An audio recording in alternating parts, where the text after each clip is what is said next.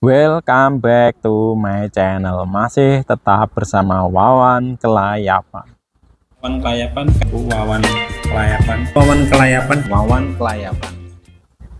Ini sebelum aku mulai videonya, mohon maaf ya guys. Ini aku lupa nggak bawa tripod. Jadi ini view angle-nya dari bawah karena HP-nya cuma aku taruh doang. Jadi view-nya mungkin kurang enak, agak gelap ya. Ini mohon maaf. Udah terlanjur keluar dan males untuk balik lagi, udah deket ya, paling jalan cuma 200 meter, cuma lagi males aja ya.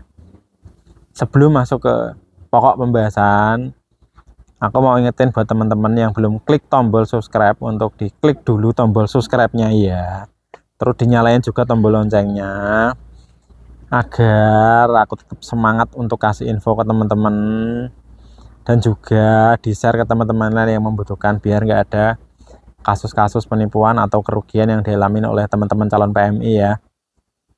Kali ini aku mau bahas tentang 5 skema penempatan PMI. Ini sebenarnya ada di IG-nya BP2MI ya. Jadi teman-teman sebenarnya bisa baca di sini.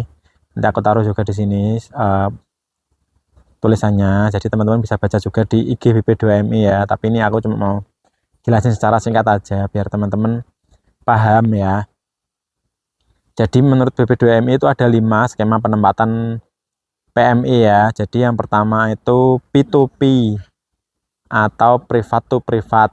Jadi penempatan PMI oleh P3MI. Jadi teman-teman biar paham dulu, P3MI itu perusahaan penempatan pekerja migran Indonesia ya. Jadi kayak PT lah. Kalau kita nyebutnya biasanya PT.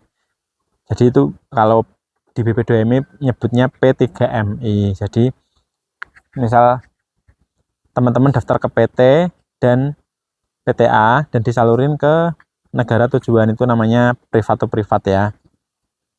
Jadi kita daftar PT dan disalurin ke negara tujuan. Terus yang kedua adalah G2G atau government to government, yaitu penempatan PMI oleh pemerintah. Jadi ini kerjasama antar pemerintah, misal kayak program Korea sama Indonesia, terus Jepang sama Indonesia, terus Jerman sama Indonesia, kan ada program G2G. Jadi itu langsung dari pemerintah, jadi kita ikut seleksi pemerintah.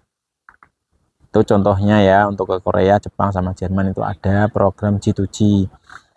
Terus ada lagi, dan yang ketiga adalah G2P atau government to privat ya. Ini adalah penempatan oleh pemerintah dengan pemberi kerja berbadan hukum di negara tujuan penempatan. Jadi itu misal Indonesia bekerja sama dengan misal katakanlah PT A. Jadi ini bukan dari negara ke negara ya, tapi ini dari negara ke PT langsung. Jadi ini ada kerjasama antara negara dan PT, itu namanya G2P. Ini untuk sampel aja ya. Terus yang keempat adalah untuk kepentingan perusahaan sendiri atau UKPS. Jadi untuk kepentingan perusahaan sendiri itu misal perusahaan A punya kantor di Indonesia ya. Terus punya kantor lagi di Singapura atau di Jepang atau di Korea. Dan kita kerja di Indonesia, terus kita mau dipindah ke kantor cabang yang mungkin Singapura atau Korea, itu penempatannya namanya UKPS. Jadi kita tetap di bawah naungan satu perusahaan tapi pindah negara, itu UKPS ya. Terus yang terakhir adalah perseorangan atau mandiri. Jadi teman-teman biasanya di sini yang salah paham ya, karena ada beberapa orang yang ngira mandiri itu ilegal. Jadi mandiri itu bukan ilegal ya teman-teman. Perseorangan atau mandiri itu maksudnya kita nyari lowongan sendiri di misal LinkedIn atau Jobseek. Jadi kita nyari loker, terus perusahaan A di suatu negara meng-hire kita dan mereka mau mensponsori visa kita, itu namanya perseorangan atau mandiri. Jadi kita tidak lewat pemerintah Indonesia, maksudnya tidak lewat secara langsung ke pemerintah ya, tetap kita prosesnya ke pemerintah, tapi maksudnya nggak pemerintah yang memberangkatin. Terus nggak juga lewat P3MI, jadi kita ngurus sendiri dokumennya di Indonesia, kita cuma dibantu untuk data-data untuk pengajuan persyaratannya aja. Jadi kita dikirimin kontak kerja, kita dikirimin persyaratan apa yang kita butuhkan, dan kita ngurus sendiri untuk ke Depnaker, untuk ke BP2MI-nya ya. Jadi itu mandiri, jadi kita tetap legal, tapi prosesnya diurus sendiri tanpa P3MI atau tanpa jalur pemerintah tadi ya.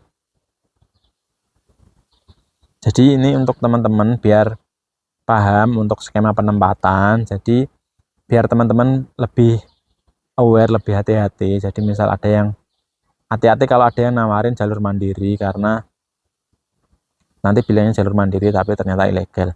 Jadi jalur mandiri tetap legal dengan prosedur emang beda dari kita lewat G2G atau P2P ya. Nanti aku akan bahas lebih dalam di video berikutnya. Jadi buat teman-teman kalau penasaran perbedaan jalur apa itu namanya P2P dan mandiri, nanti aku akan bahas ya. Jadi ada perbedaan antara lewat PT, mandiri, dan ilegal. Nanti aku akan bahas di video selanjutnya. Karena ini video pendek aja ya. Ya, sebelumnya aku mau ucapin terima kasih yang buat teman-teman yang udah nonton terus videoku. Dan jangan lupa di-share ke teman-teman yang membutuhkan. Dan assalamualaikum.